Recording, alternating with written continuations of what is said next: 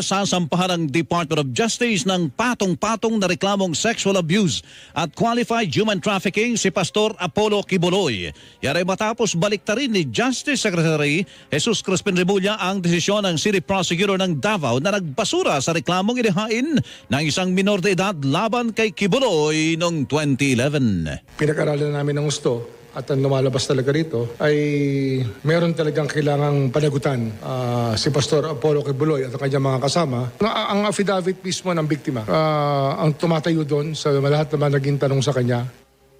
Naglabas na rin ang DOJ ng Immigration Lookout Bulletin Order laban kay Quiboloy at maghahain ng precautionary hold departure order para hindi siya makaalis ng bansa. Ihilingin din ng DOJ sa Korte Suprema na ilipat sa Maynila ang pagdinig sa mga kaso at magtatalaga ng Special Panel of Prosecutors para sa pag-usig nito. May problema sa Davao. Mahirap pong mag-demand